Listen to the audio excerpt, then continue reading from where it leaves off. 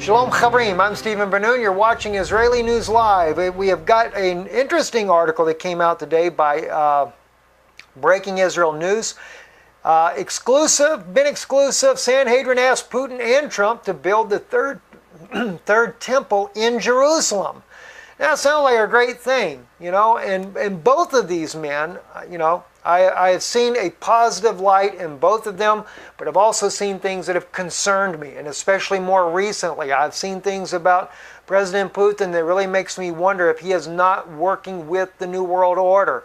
I think for a while he went against it. There's been a major struggle in the New World Order. There's been a power struggle amongst the elite. Who's going to get what, etc. We've been exposing that, sharing that with you. So, you know, those that think, oh, you love Putin. I've always told you, I'm here to tell you the truth. I'm not here to tickle your ears and make you feel all good about everything. I'm here to tell you the truth because I'm concerned about human beings' souls and what you believe, and not just to believe anything.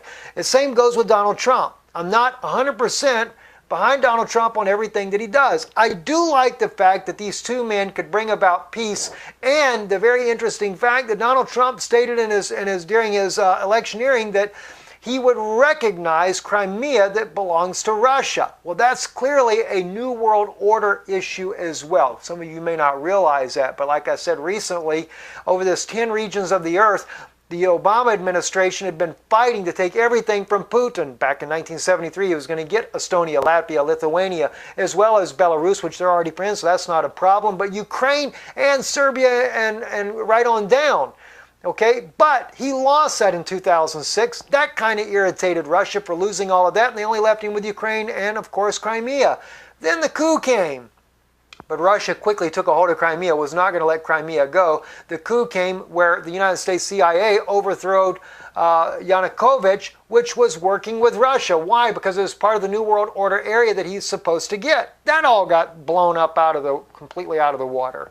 So it has really made Russia angry, and now NATO is on Russia's doorstep to enforce that they get Ukraine. Not only that, but they're wanting to take St. Peter's and Moscow as well and make that part of that European Union prize that they have there.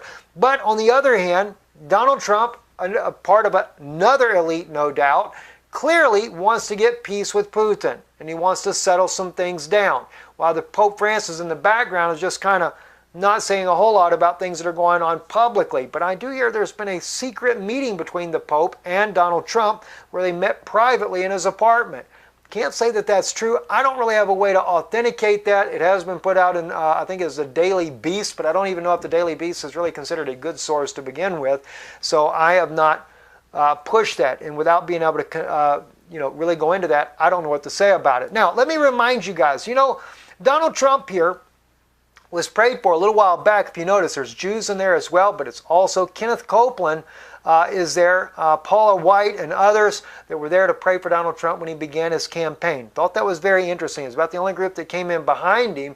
But remember though, Kenneth Copeland, pictured right here with Pope Francis, I'm a little cautious there because they're what? They're working to bring about all the one world religion, part of the New World Order. Remember the encyclical the Pope did?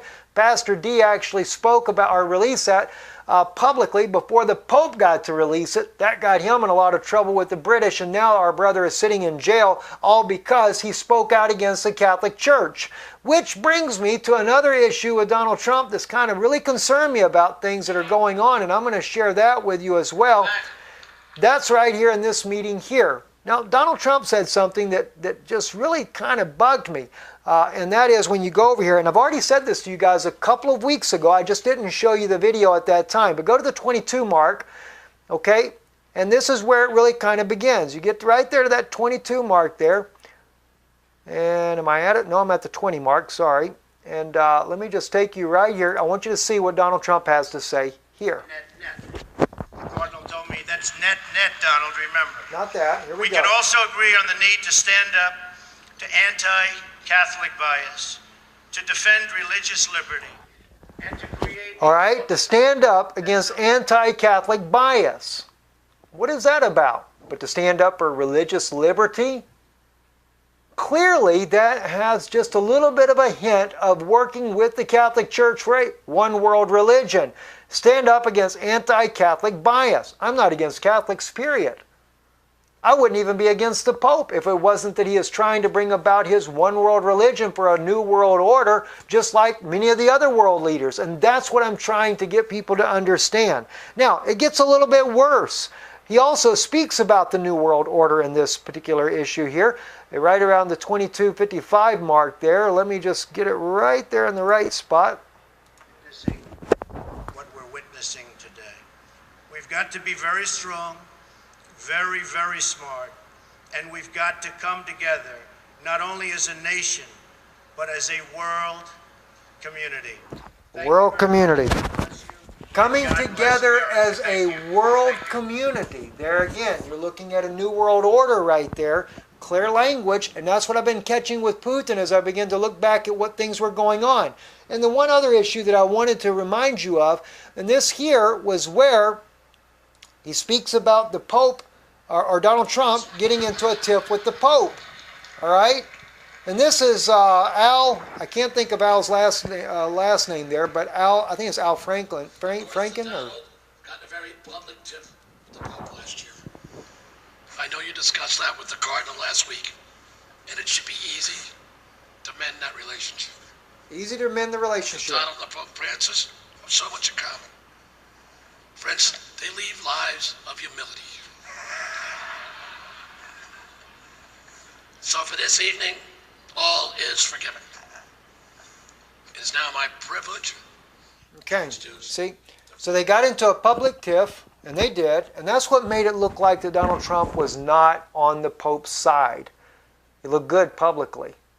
Pope Francis brought into question those that would be willing to build a wall were not Christians. Donald jumped back at him real quick like. That actually made me feel good about Donald Trump as well. I figured, well, maybe he's more like JFK, more like John F. Kennedy, who was not a Catholic puppet, even though it clearly seemed that he acted, you know, that John F. Kennedy, when he went into office, you figured that being a Catholic, he would do exactly what the Pope said.